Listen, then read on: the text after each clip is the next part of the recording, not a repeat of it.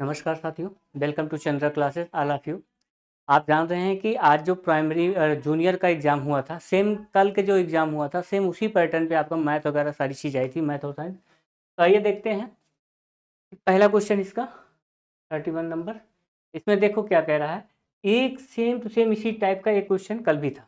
आप देख रहे होंगे कल जो प्रैक्टिस कराए थे हम आपको, कल वाले एग्ज़ाम का जो सॉल्यूशन कराए थे, तो सेम उसी पैटर्न पे ये भी था। ऐसे देखो, ये दो संख्या का गुणा है और यहाँ पे एक संख्या ये है, तो दूसरी संख्या का ये व्युत्क्रम x है, तो उतने का मान हमें बताना था इसमें। ठीक है, इसमें हम क्या करेंगे, जैसे ये एक संख्या है, एक संख्या कितनी है 5/2 है, दूसरी संख्या हम क्या मान लेते हैं, a मान लेते हैं, बराबर कितने हो जाएगा -40/30 के हो जाएगा। ठीक है, 5 8 कितना हो जाएगा 40 हो जाएगा, माइनस से माइनस कैंसिल होगा, 8 दूनी कितना हो जाएगा 16, a बराबर 16/3 हो जाएगा। a का मान 16 हो गया। अब कह रहा है जो a का व्युत्क्रम होगा, व्युत्क्रम मतलब वही x होगा, यानी कि x बराबर क्या हो जाएगा आपका 3/16 हो जाएगा। जब 3/16 हो जाएगा तो यहीं पे आप इसका मान रख दीजिए। कितना हो जाएगा 3/16, 4 दूनी 8 1 9/4 हो जाएगा आपका। ठीक है, 8 दूनी कितना हो जाएगा 16, 4 एलसीएम लेंगे और कितनी बार जाएगा 2 दूनी 4, 2 तिहाई कितना हो जाएगा आपका 6 प्लस 9 6 कितना होगा आपका 15, 15/4 यानी कि 4 तिहाई 12, 4 तिहाई 12, 3 सही 3/4 आपका आंसर होगा। 3 सही 3/4 कौन सा ऑप्शन है आपका, आपका ऑप्शन चौथा है, विकल्प क्या हो जाएगा आपका 4 सही हो जाएगा। आगे बढ़िए, दूसरा क्वेश्चन देखो इसमें का, बहुत गजब गजब बढ़िया क्वेश्चन आया है। इसमें कह रहा है जो परीक्षण परीक्षार्थियों के एक विशिष्ट समूह के सदस्यों के सापेक्ष प्रदर्शन के बारे में जानकारी प्रदान करते हैं कहलाते हैं, क्या कहलाते हैं, मानक संदर्भित परीक्षण, मानदंड संदर्भित परीक्षण, उपलब्ध परीक्षण, ये क्या है नैदानिक परीक्षण। तो आप इसमें जानते हैं मानक संदर्भित परीक्षण होगा, ऑप्शन कौन सा सही होगा इसमें, आप मिला लीजिए आप लोग, पहला होगा इसमें, इसमें का कौन होगा, पहला होगा, इसमें का पहला होगा। आगे देखिए, ये क्वेश्चन बेस्ट क्वेश्चन है और इस क्वेश्चन को अगर आप चाहें तो इसे कोर्ट में ले जा सकते हैं। थोड़ा अगर कन्फ्यूजन सी है थोड़ा, यहाँ हम आपको दूर कर देते हैं, अगर आप चाहें तो ले जा सकते हैं। अदरवाइज जो हम आपको बता रहे हैं, इस क्वेश्चन का जो सोल्यूशन है वो काफ़ी बच्चे गलत करके आए हैं, बहुत सारे बच्चे क्वेश्चन का सोल्यूशन गलत करके आए हैं। पहले देखो, कोई संख्या कभी भी अपने वर्ग से बड़ी नहीं होती, कोई संख्या आप ले लीजिए, जैसे माइनस हम 2 लेते हैं, -2 का वर्ग करते हैं तो कितना हो जाएगा +4 हो जाएगा। आप कहेंगे हाँ सर +4 हो जाएगा। 1 का अगर हम वर्ग करेंगे तो क्या हो जाएगा 1 हो जाएगा। यहाँ पे क्या हो रहा है, 1 का वर्ग करेंगे तो 1 ही आ रहा है। यहाँ कह रहा है कोई भी संख्या कभी भी अपने वर्ग से बड़ी नहीं होती, अपने वर्ग से बड़ी नहीं होती। तो ये बात आपका क्या है, गलत है, बड़ी हो जाती है, बड़ी बड़ी नहीं होती है तो बराबर तो होती है। यहाँ पे आप देख रहे हैं बराबर होती है, 1 बराबर 1 के बराबर है तो संख्या बराबर हो जाती है, तो ये आपका ऑप्शन नहीं हो सकता है। अगर वैसे ध्यान देंगे तो हर एक संख्या है, चाहे जो ले लीजिए, चाहे -5 कितना छोटा है, अगर हम इसका वर्ग करेंगे तो कितना हो जाएगा सर 25 हो जाएगा, कितना हो जाएगा 25 हो जाएगा। 3 का वर्ग करेंगे कितना हो जाएगा 9 हो जाएगा। 3 से कितना बड़ी है कि नहीं है, बड़ी है, बड़ी नहीं होती है, ये बात तो यहाँ पे गलत हो जाएगी, अपने वर्ग से बड़ी नहीं होती है। सभी ऋणात्मक संख्याएं अपने घनों से बड़ी होती हैं, सभी ऋणात्मक संख्याएं।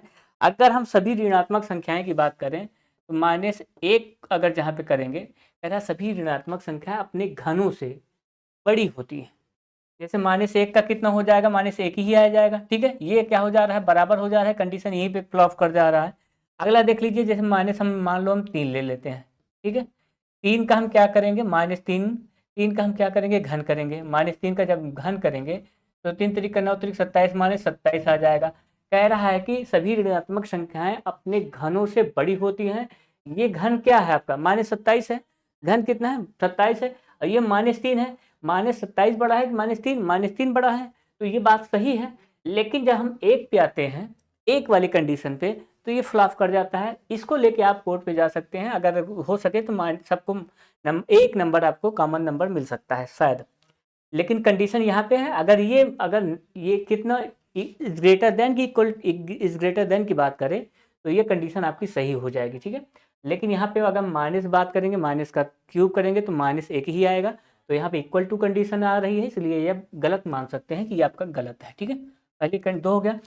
कोई संख्या अपने घन से बड़ी कभी नहीं होती है, बात गलत है, ये भी बात आपका क्या है गलत है। यहाँ आ जाइए, किसी अभाज्य संख्या का वर्गमूल परिमेय संख्या नहीं है, किसी अभाज्य संख्या का वर्गमूल परिमेय संख्या नहीं है। ये बात क्या है, सही है। जैसे ये हम आपको बता दें, हम √2 है, ये आपका √3 है, ये आपका √5 है, √7 है, और आगे लेंगे तो √17 ले सकते हैं। किसी कोई भी आप परिमेय संख्या अभाज्य संख्या आप लीजिए, उसको आप निकालेंगे तो क्या होगा, परिमेय संख्या नहीं होगी, वो क्या होती है, अपरिमेय संख्या होती है, जो रियल नंबर के अंतर्गत आती है, तो ये अपरिमेय संख्या होगी। तो इस हिसाब से अगर देखेंगे तो केवल डी ऑप्शन आपका सही होगा, केवल डी, चौथा ऑप्शन आपका सही होगा, केवल डी होगा। ठीक है, बाकी 3 का तीनों ऑप्शन गलत है।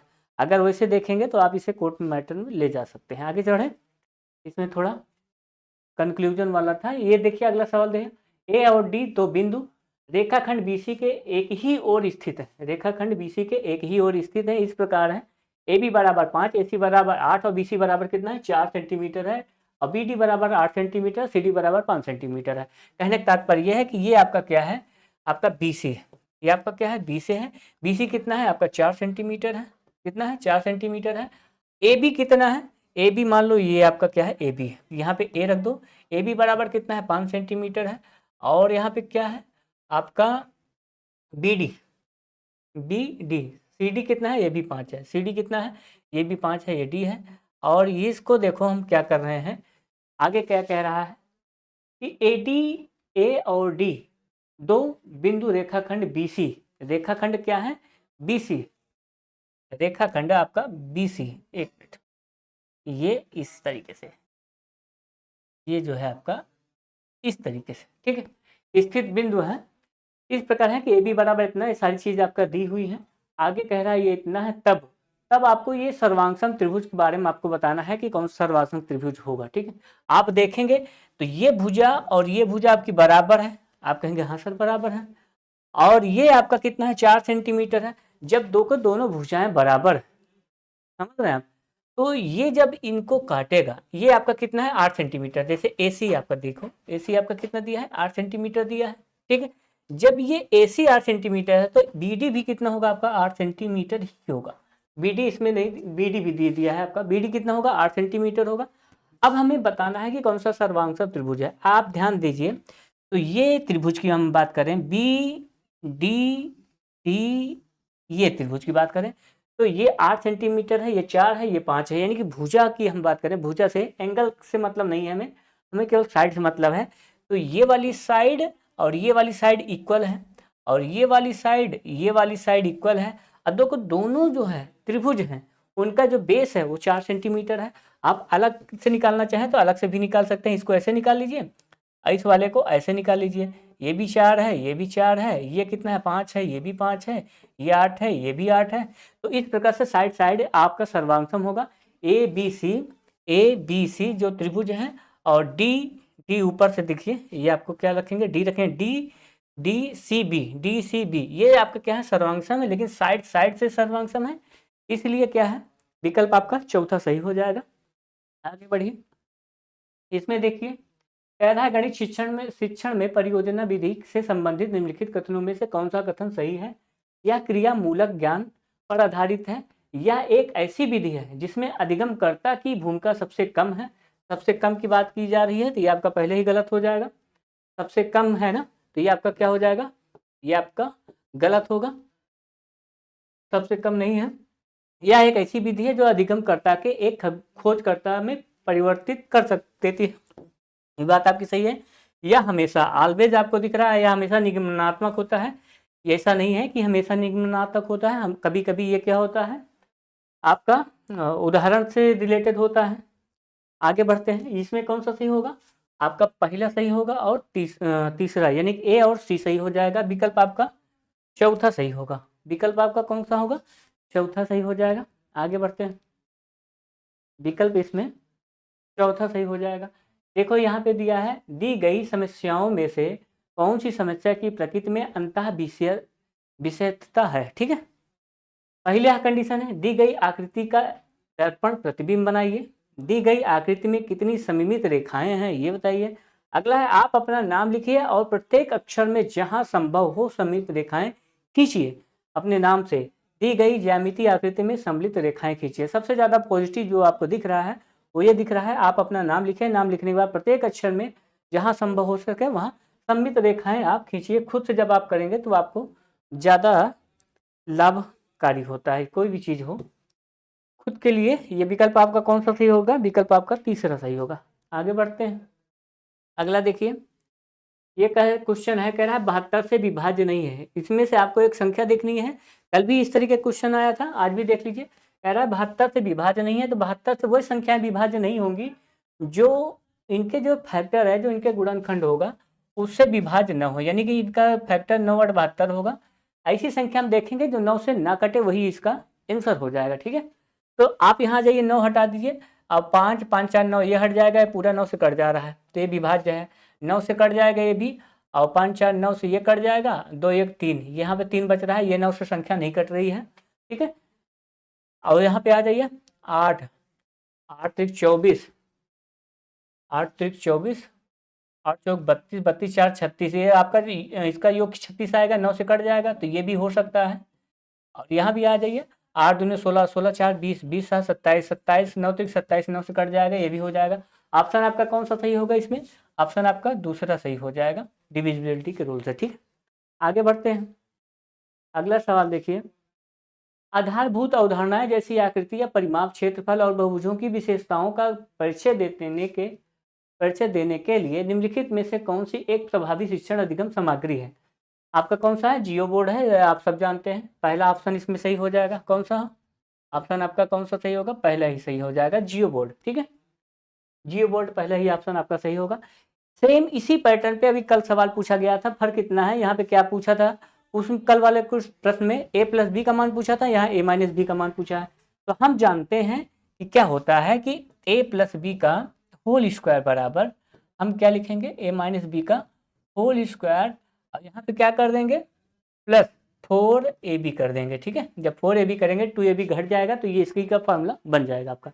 इसका मान दिया है 17, 17 बटे कितना है 6 का होल स्क्वायर बराबर आपका कितना हो जाएगा, a-b का होल स्क्वायर प्लस 4ab हो जाएगा। ठीक है, कितना हो जाएगा, 4ab हो जाएगा। 17 17 में 289, 289 बटे आपका 36 हो जाएगा, और ये बराबर कितना होगा आपका a-b का होल स्क्वायर। ठीक है, प्लस कितना होगा 4ab का मान कितना दिया है, ab का मान यहाँ पे आप देखेंगे कि 2 दिया है, तो कितना हो जाएगा 4 दूनी 8 हो जाएगा। ठीक, इसको इधर पक्षांतर करिए, 289 बटे कितना होगा आपका 36 माइनस कितना होगा 4 दूनी 8 बराबर आपका कितना हो जाएगा a-b का होल स्क्वायर। ठीक है, a-b का होल स्क्वायर हो जाएगा। जब हम इसमें 36 से मल्टीप्लाई करेंगे तो कितना हो जाएगा 289, 289 माइनस 8 48, 8 3 24, 24 288 हो जाएगा। ठीक है, बटे कितना होगा आपका 36 बराबर a-b का होल स्क्वायर।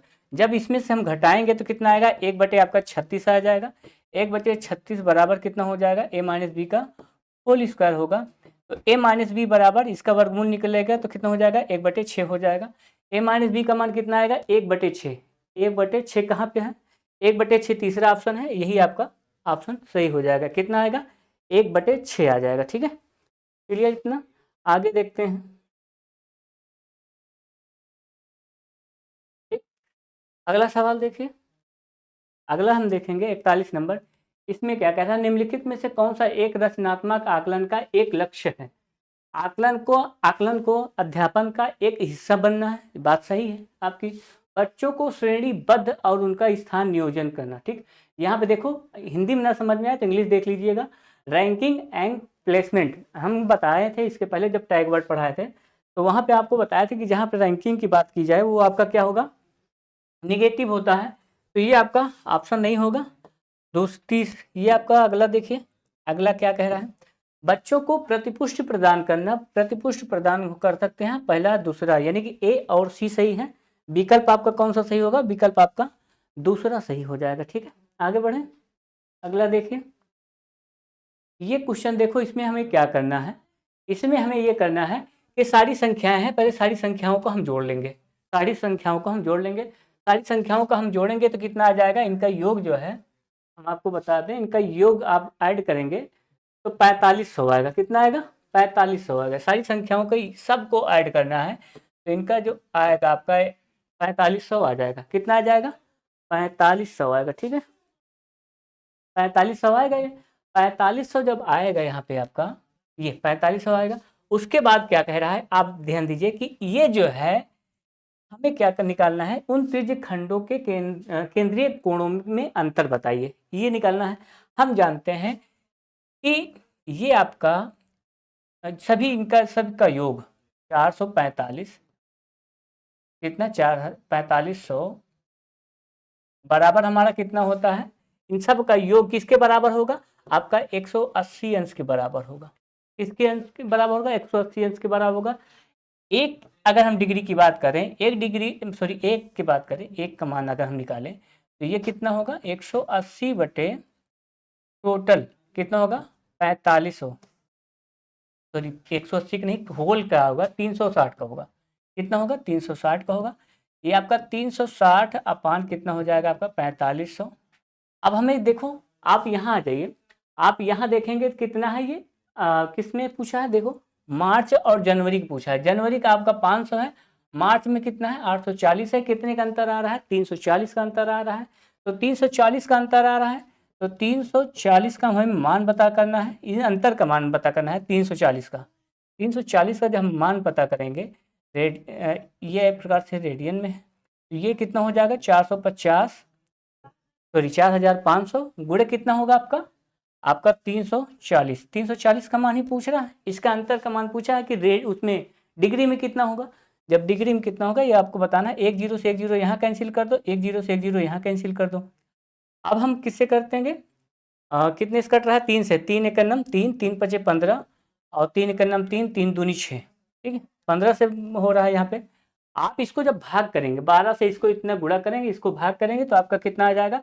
27.2 डिग्री आपका आंसर आ जाएगा। कितना आएगा? 27.2 डिग्री आपका आंसर आएगा। ठीक है, 27.2 डिग्री इसका आ जाएगा। अगला देखिए, कह रहा है एक तरण ताल की लंबाई, तरण ताल नहीं समझ रहा है तो यहाँ आप देख लीजिए, इंग्लिश में स्विमिंग पूल दिख रहा है। इसकी लंबाई इतनी है, चौड़ाई इतनी है, ऊंचाई इतनी, गहराई इतनी है। इसके फर्श तथा इसके दीवारों पर 42 वर्ग सेंटीमीटर की दर से प्लास्टर करवाने की लागत क्या होगी, यही आपसे पूछा है। तो हम जानते हैं कि देखो, हम आपको ये बता रहे हैं कि जैसे ये आपका क्या है, वो स्विमिंग पूल है। क्या है? ये आपका स्विमिंग पूल है, इस रूप में है। ठीक, इस रूप में आपका एक स्विमिंग पूल है। चलिए, ये आपका क्या है? Swimming pool. ये आपका बेस है। यहाँ पे देखो लंबाई कितनी है? 20 मीटर। लंबाई आपकी कितना है? 20 मीटर है। चौड़ाई आपकी कितनी है? चौड़ाई आपकी 15 मीटर है। और जो गहराई है, ऊंचाई का मतलब ये आपका 4 मीटर। और पूछा क्या है हमको अंदर के ये छाई का क्षेत्रफल चाहिए सबके सब। ठीक, तो इसका क्षेत्रफल अगर हम निकाल लेंगे तो हमारा काम आसान हो जाएगा। इधर से प्लास्टर करवाने की लागत क्या होगी हम जानते हैं। पहले इसका हम क्षेत्रफल निकालेंगे। किसका? इसके बेस का क्षेत्रफल निकालेंगे। इसका? इसके बेस का क्षेत्रफल निकालेंगे। आधार का क्षेत्रफल, आधार का क्षेत्रफल निकालेंगे। आधार का क्षेत्रफल निकालेंगे। आधार का जब हम क्षेत्रफल निकालेंगे तो कितना आएगा? 20 गुणे 15 आएगा। 15 दूनी 30, यानी कि 300 आपका मीटर आ जाएगा। क्लियर? अब उसके बाद हम क्या निकालेंगे? चारों दीवारों का निकालेंगे। चारों दीवारों को जब निकालेंगे तो आप ध्यान दीजिए, एक दीवार का अगर हम केवल बात करें, ये चौड़ाई वाली चौड़ाई लेंगे, फिर ऊंचाई लेंगे। आप कहेंगे हाँ सर, चौड़ाई लेंगे ऊंचाई लेंगे। एक दीवार की बात करेंगे तो ये दो चौड़ाई लेंगे ऊंचाई लेंगे। इसका हम क्या लेंगे?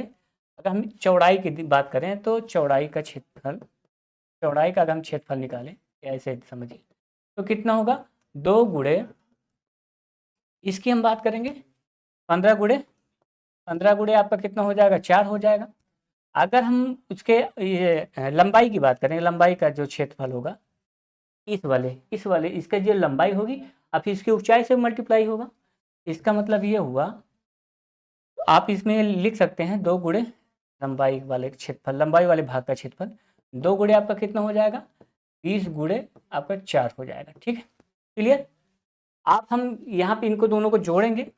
जब सबको जोड़ देंगे, इस सब के जितने हैं सबको जोड़ेंगे तो कितना हो जाएगा? इसको देखो पहले, 15 चौको 60, 6 दूनी 12, 120 हो जाएगा। और 20 चौको 80, 8 दूनी 16, 160 हो जाएगा। अब सबको जोड़ेंगे तो कितना हो जाए, 4 दूनी 8, 280 हो जाएगा। इसको जोड़ेंगे तो कितना हो जाएगा, 580, 580 आ गया।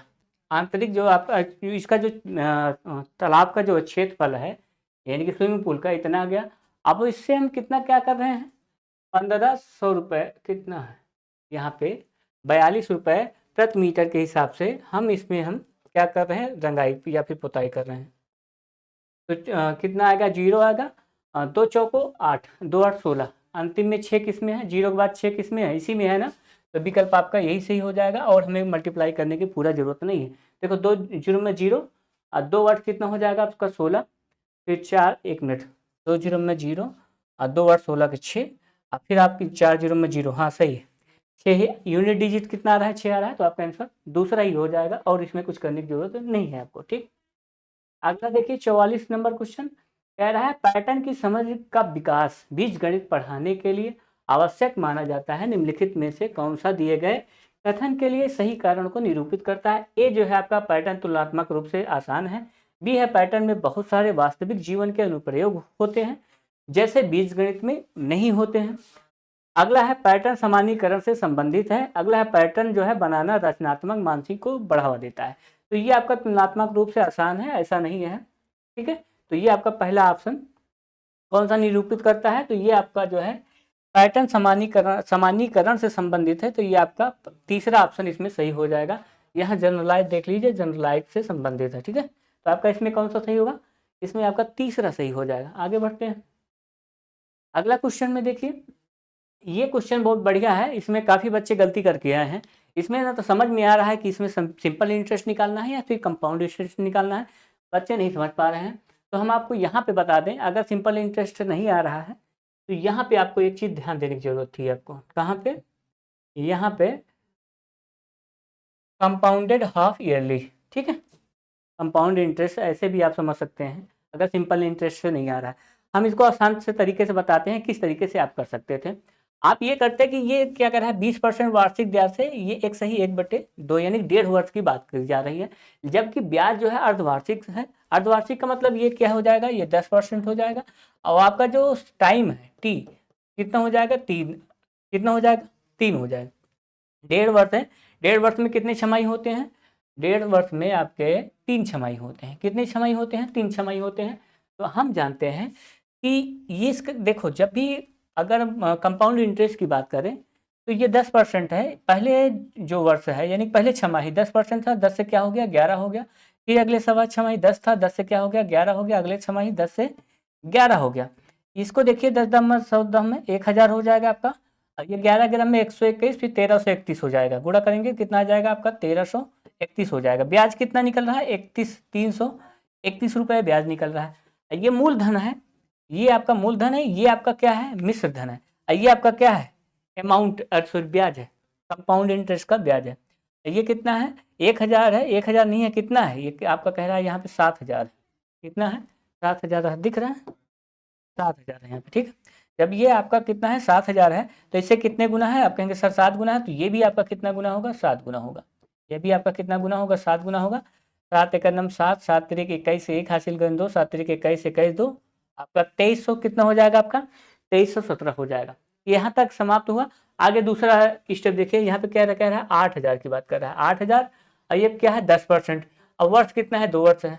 10% बराबर आपका कितना होगा, 10% कह रहा है ना, 10%। पहले वर्ष 10 से कितना हो गया, 11। फिर अगले वर्ष 10 से कितना 11 हो गया। 10 दाम में आपका ये 100 हो गया, 11 ग्राम में 121 हो गया। 100 का मान कितना दिया है, 8000 दिया है। 100 का मान यहाँ पे कितना दिया है, 8000 दिया है। 8000 दिया तो कितने गुना हो जाएगा, 80 गुना हो जाएगा। तो यहाँ पे डिफरेंस देख लीजिए, इनका ब्याज का डिफरेंस कितना हो जाएगा, 21 है।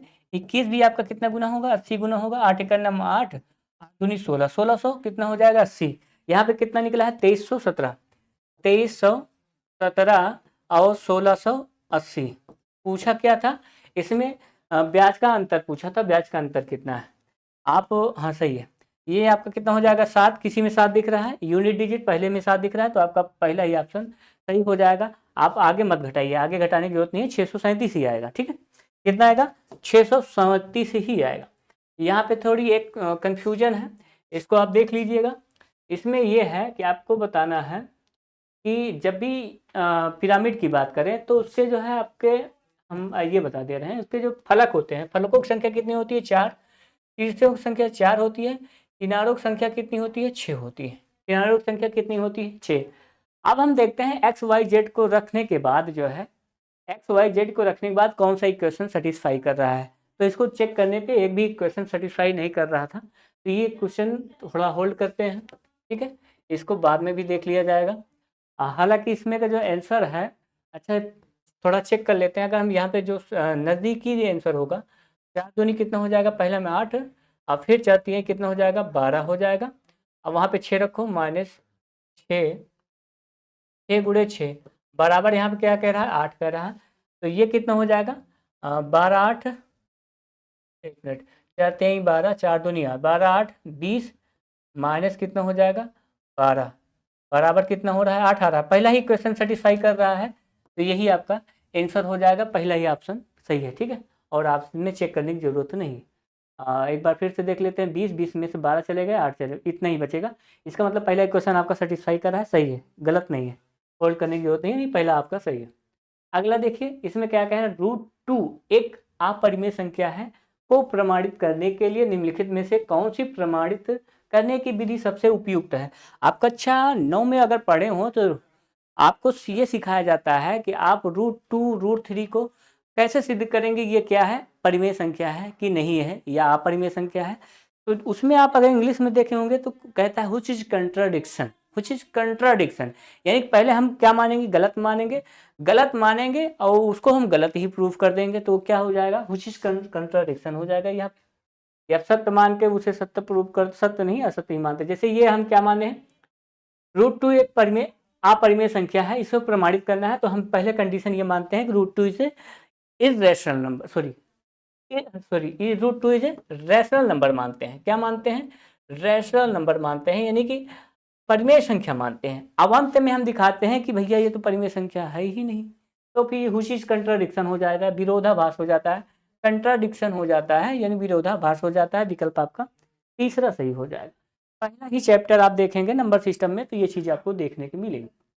अगला है, किसी बेलन की ऊंचाई इतना है, ठीक है, उसके आधार की त्रिज्या उसके 3 गुनी है। यदि आधार का क्षेत्रफल इतना हो तो बेलन की धारिता बताइए, यानी धारिता का मतलब वॉल्यूम पूछा है। ये आपका क्या है? सिलेंडर है, ठीक है, ये आपका सिलेंडर है। अब सिलेंडर में आपका आप देखते हैं, तो ये आपका क्या है? आधार का क्षेत्रफल। आधार का क्षेत्रफल आपका कितना दिया है? पाई आर स्क्वायर बराबर कितना है? 616 दिया है। यहाँ से आप क्या निकालेंगे? आर का मान निकालेंगे। आर का मान निकाल लेंगे। आर का मान निकालने के बाद हम क्या करेंगे? तो उसके बाद जो भी आर का मान आएगा, आर का मान जो भी आएगा, आर का मान निकालने के बाद हम उसका त्रिज्या कितना कर देंगे? जो यहाँ पे ऊंचाई है, ऊंचाई किसका करेंगे? यानी कि इसका बेलन का जो ऊंचाई होगा h बराबर, वो त्रिज्या का कितना गुना होगा? 3 गुना होगा, यानी 3r हो जाएगा। क्लियर इतना? तो उससे 3 गुना कर दीजिएगा। उसके बाद में हम क्या निकालेंगे? वैल्यूम निकालेंगे, यानी कि पाई आर स्क्वायर एच निकालेंगे। तो जब पाई आर स्क्वायर एच निकालेंगे, आर का वही मान पता चल जाएगा, एच का मान पता चल जाएगा। तो आप सॉल्व करेंगे तो आपका आंसर कितना आएगा? 25.872 आ जाएगा। कितना आ जाएगा? 25.872 आ जाएगा। ये तरीका है इसको सॉल्व करने का, ठीक है। आगे बढ़े। एक विद्यार्थी को निम्नलिखित में से संख्याओं को आरोही क्रम में लिखने को कहा गया, ठीक। विद्यार्थियों ने निम्नलिखित में से इतना इतना इतना ये संख्या दी गई है। विद्यार्थी द्वारा दिए गए उत्तर के लिए निम्नलिखित में से सबसे उपयुक्त क्या है, ये आपको बताना है। विद्यार्थी ने संख्याओं को सही क्रम में लिखा। सही क्रम में कहाँ लिखा है भाई? पहले माइनस क्या होना चाहिए? पहले आपका जीरो से कम होता है, तो ये पहले 150 है, फिर इतना है, फिर आपका 0 है, फिर 23 है, 46 है। दिए गए में सबसे उपयुक्त क्या है? विद्यार्थी ने संख्याओं को सही क्रम में लिखा है। ये बात सही है एक प्रकार से, क्योंकि सबसे छोटा ये होगा, फिर उससे छोटा ये होगा, फिर 0 होगा, फिर 23 होगा, 46 होगा। विद्यार्थी ने पूर्णांकों को क्रम में लगाने की अवधारणा को समझ लिया है, किंतु उनको आरोही क्रम में व्यवस्थित करके एक त्रुटि की है। अच्छा, ये जो संख्याएं दी गई थी -20, -150, फिर 0, फिर 23, फिर 46 था। ये विद्यार्थी को निम्नलिखित में उत्तर दिया, ये उत्तर दे दिए, ठीक है। विद्यार्थी को पूर्णांकों की अवधारणा पता नहीं है। विद्यार्थी को पूर्णांकों के जोड़ के नियम को पुनः स्मरण की आवश्यकता है। तो यहाँ पे आप देख रहे होंगे पहला ही ऑप्शन आपका सही है, आरोही क्रम में आपका लगाना था, ठीक है, सॉरी अवरोही क्रम में लगाना था। अवरोही का मतलब घटते हुए क्रम में लगाना था। तो सबसे बड़ा कौन होना चाहिए, ये होना चाहिए, फिर ये होना चाहिए, फिर 0 होना चाहिए, फिर ये होना चाहिए, फिर ये होना चाहिए। तो यहाँ पे ये आपका गलत हो जाएगा, यहाँ भी ये गलत हो जाएगा, ये भी आपका गलत हो जाएगा, पुनः स्मरण नहीं करना चाहिए। विकल्प आपका दूसरा सही होगा, विकल्प आपका दूसरा सही हो जाएगा, ठीक है। आरोही क्रम में नहीं, अवरोही क्रम में लगाना था। आगे देखिए 50 नंबर में क्या कह रहा है, दो वृत्ताकार खेत है, दो वृत्ताकार आपके खेत है, ठीक है। C1 C2 के जो परिमाप है, परिमाप का मतलब पेरीमीटर इतना इतना दिया है।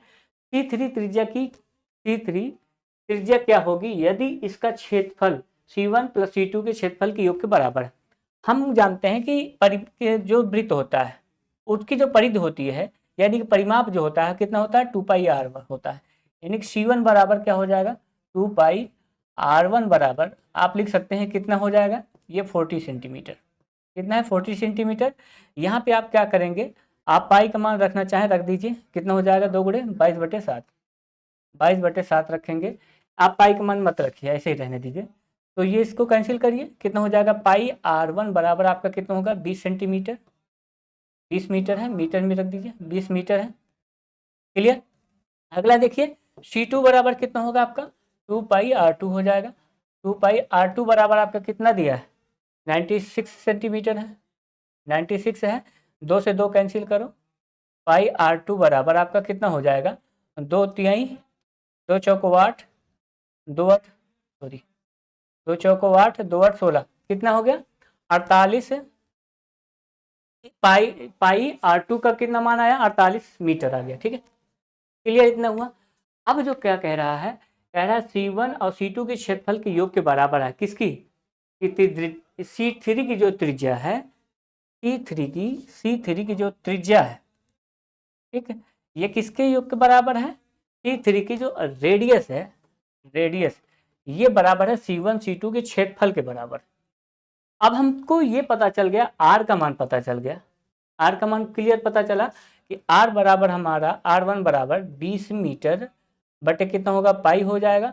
और ये भी R2 बराबर हमारा कितना होगा, 48 मीटर बटे पाई हो गया।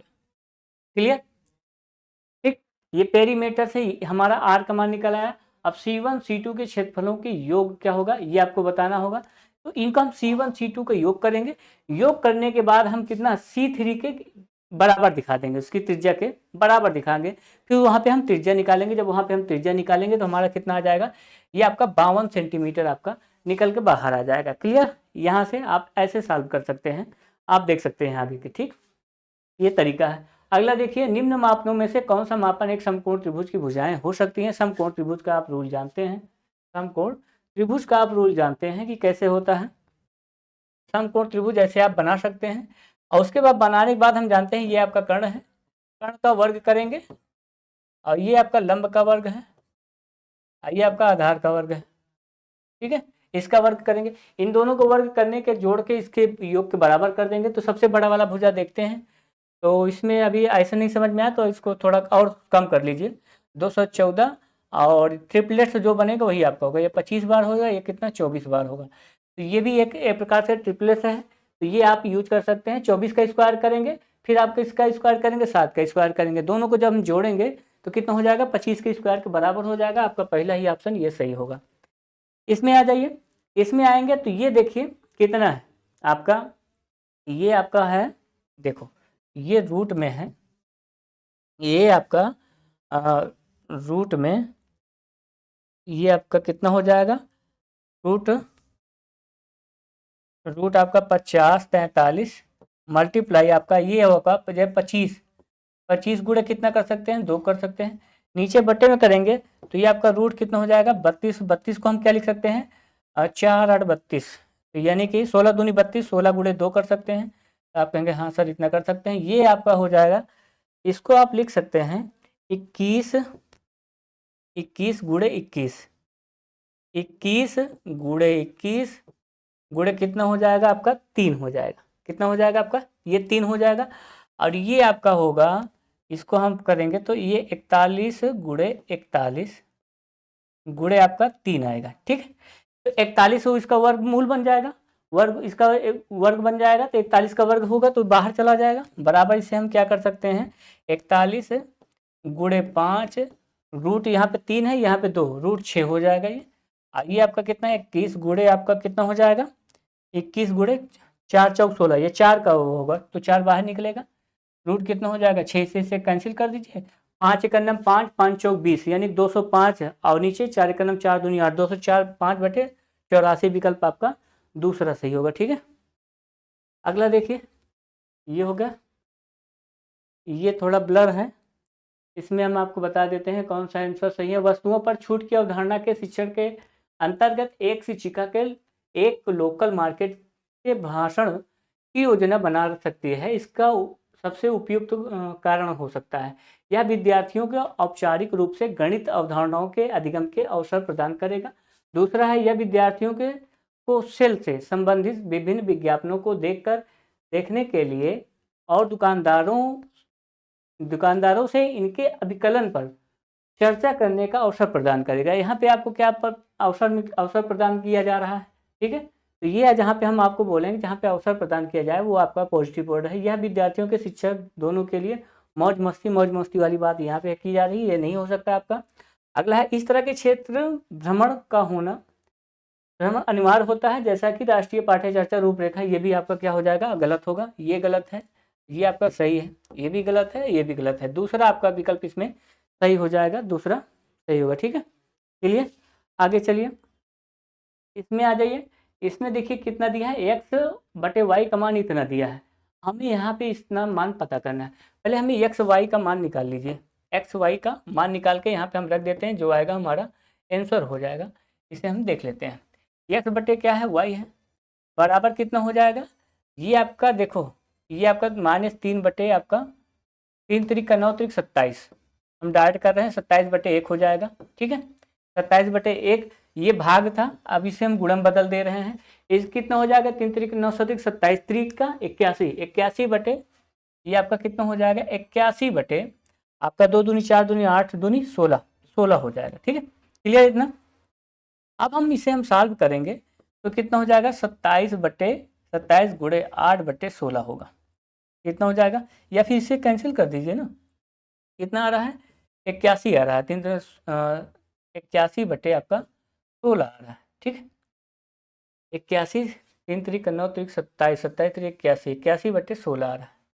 1 मिनट, ये आपका भाग है, जब गुणा में होगा, ना 1 मिनट, ये 3 ऊपर होगा, जब गुणा में बदलेगा तब फिर ये बदल जाएगा, गुणा में बदलेगा तो ये आपका 16/81 आ जाएगा। अब सही, अब हम जानते हैं कि 27 त्रिक कितना होता है, 81 होता है, बराबर कितना हो जाएगा, 16/3 हो जाएगा, ठीक। जब इसे आप चेंज करेंगे, माइनस वाला पहले नीचे पार्ट लाएंगे, घातांक करने का सवाल है। 16/3 आपका यहाँ पे आ रहा है x/y का मान, तो यहाँ पे 16/3 रखना होगा, और प्लस यहाँ पे y/x है तो 3 आपको 16 रखना होगा, ठीक। और ये गुणे में कितना है, y/x है तो x/y कर सकते हैं हम इसको, तो क्या हो जाएगा, 16/3 ही हो जाएगा, ठीक। अब यहाँ पे 16 में इसको हम पूरा हल करेंगे, हल करने के बाद देखेंगे तो ये कितना आ रहा है, 16 छक्का 96, हासिल गए 9, 16 करना हम 16, 16 4 20 5 25, 256 हो जाएगा। 256/16 48, 16 और प्लस कितना हो जाएगा, 3 त्रिक का 9, और ये गुणे में कितना है, आपका 16/3 है, कितनी से कट जाएगा, देखो 4 से कट रहा है, 4 एक नम 4, 4 दूनी 8, और 4 चौक कितना हो जाएगा 16, फिर से काटिए, 4 3 12, 3 त्रिक का कितना हो जाएगा, ये कट गया, 3 त्रिक का 9, यानी कि नीचे तो 9 आ रहा है, ऊपर जोड़ेंगे 9 6 15, अंतिम में 15 सब में आ रहा है, तो 265 आ जा रहा है, 265 आपका आंसर हो जाएगा। 265/9 विकल्प आपका कौन सा सही होगा, विकल्प आपका चौथा सही हो जाएगा, क्लियर, विकल्प आपका चौथा सही हो जाएगा। 56 हो गया। 57 में देखिए, 57 बहुत बढ़िया सवाल है, इसमें देखो क्या कह रहा है, किसी चतुर्भुज ABCD में ये AB और DC क्या है, समांतर है, AD और DC दोनों समांतर हैं आपके, और कह रहा है एक कोण आपका 70 अंश है और दूसरा जो है AB बराबर क्या है, CD है, ए बी बराबर क्या है आपका सी डी। एक किसी चतुर्भुज ए बी सी डी में, देखो ये आपका क्या है, ए बी सी डी एक चतुर्भुज है, ऐसे ही नॉर्मल समझिए। ये आपका क्या है, ए बी सी डी एक चतुर्भुज है। कह रहा है ए बी बराबर क्या है सी डी, और ये समांतर भी है। ये जो दोनों रेखाएं हैं ये पैरेलल हैं, एक दूसरे के समांतर, ठीक है, कहीं कटेंगी नहीं, चाहिए जहां तक खींचते हुए लेके चले जाओ। कह रहा बी जो है आपका 70 अंश है, बी आपका जो है 70 अंश है। और एक चीज ध्यान दीजिए, हम जानते हैं कि दोनों कोणों का योग कितना होता है, 180 अंश के बराबर होता है। अगर ये कोण 70 है तो ये कोण कितना होगा, सी वाला 110 होगा। आप कहेंगे हाँ सर 110 होगा, ठीक है, क्लियर है कि नहीं, क्लियर है इतना। सी वाला हमारा कितना होगा, 110 होगा। तो सी वाला जहाँ पे होगा वो हमारा 110 है, तो सी को देखो 110 है। लेकिन आप देखेंगे तो सी केवल एक ही ऑप्शन में आपको दिखेगा, सी का कोण का मान जो है 110 किस में दिख रहा है, इसमें दिख रहा है। और इसे हम सॉल्व करेंगे तो हम जानते हैं कि जब ये समांतर है और ये भी जो है आपका, ये आपका जब समांतर है तो अगर लंब खींचा जाएगा, ये रेखा खींची जाएगी, तो आपका ये कोण और ये कोण और ये कोण क्या होंगे, आपस में बराबर होंगे, ठीक, क्या होंगे आपके बराबर होंगे। तो कोण एक भी, ये भी आपका कितना होगा, 110 होगा, ये भी आपका कितना हो जाएगा, 110 होगा। कोण ए भी आपका 110 होगा, कोण सी आप भी आपका 110 होगा, और ये आपका कितना हो जाएगा, 70 अंश हो जाएगा ये भी, ठीक। तो इस हिसाब से विकल्प आपका कौन सा होगा, चौथा सही हो जाएगा। अगला देखिए, कह रहा है कि 28, 31, 47, 51 ए प्लस 3 इतना सब चीज दिया गया है, ठीक है, ए दिया गया है। इसमें आपको क्या निकालना है, माध्य निकालना है, समांतर माध्य, ठीक, समांतर माध्य निकालना है। पहले तो आप माध्य का निकालेंगे, मध्य का निकालने का आप फॉर्मूला जानते हैं, हम आपको बता देते हैं। दो संख्याओं का जो मध्य में होते हैं, जैसे इधर कितने हैं, 4 संख्याएं इधर से हटाइए और 4 संख्याएं इधर से हटाइए, 2 2 4, 4 संख्याएं इधर से हट गई, 2 संख्या बची हैं, ए प्लस 3 बाई कितना हो जाएगा आपका 2 हो जाएगा। कितना दिया है, 61 पॉइंट आपका कितना 5 दिया है। इसका इधर मल्टीप्लाई करिए, 2a बराबर 2a प्लस कितना होगा आपका 3 बराबर 61.5 है।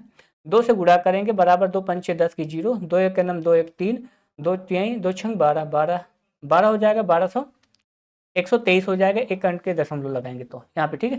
और 2 घटा देंगे तो 2a बराबर आपका कितना हो जाएगा, 120 हो जाएगा। जब ये 3 उधर 75 कर घटाएंगे 120 हो जाएगा। ए का मान कितना निकल आया, 60 निकल आया। ए का मान जब 60 निकल आया तो एक जहाँ के एक ये आपका कितना हो जाएगा, आपका 60 हो जाएगा, ये आपका कितना हो जाएगा, 63 हो जाएगा। क्लियर, ये आपका क्या है, आंकड़ों के मध्य नहीं, इन आंकड़ों का माध्य निकालना है, समांतर माध्य निकालना है। समांतर माध्य निकालना है तो क्या नियम है, समांतर माध्य निकालने के लिए सभी संख्याओं का योग करेंगे।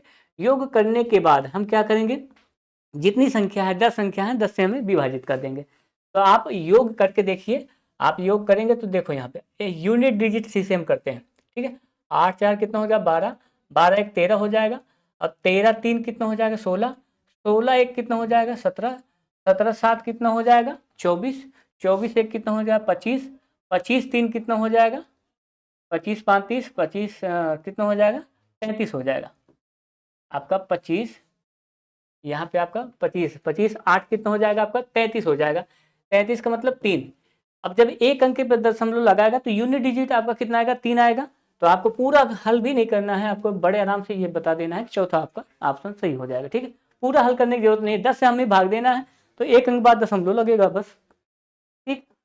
आगे देखिए 60वां नंबर, यदि ये दिया है, ये संख्या दिया है, ठीक, इसमें क्या कह रहा है 5x कितना है, पंक्ति 15 हो जाएगा, ये कितना हो जाएगा आपका पंक्ति 15 हो जाएगा, प्लस 5 चौक 20 हो जाएगा, माइनस यहाँ पे x है, माइनस कितना 8 8 48, 48 x माइनस 8 7 56 बराबर कितना हो जाएगा आपका 9x माइनस कितना होगा 8 हो जाएगा। क्लियर, अब हम देखते हैं कि इसका x का मान कितना आ रहा है। x का मान हम निकालेंगे तो आप जानते हैं यहाँ से इतने में से घटाएंगे तो कितना हो जाएगा आपका, ये आपका 33 हो जाएगा। कितना होगा माइनस 33x, और ये माइनस इधर लाइए, माइनस 9x बराबर ये कितना होगा, ये देखो इसमें से घटा दीजिए, 20 घटाइए, ये माइनस 56 है, ये कितना है घट जाएगा, कितना बचेगा 36 बचेगा।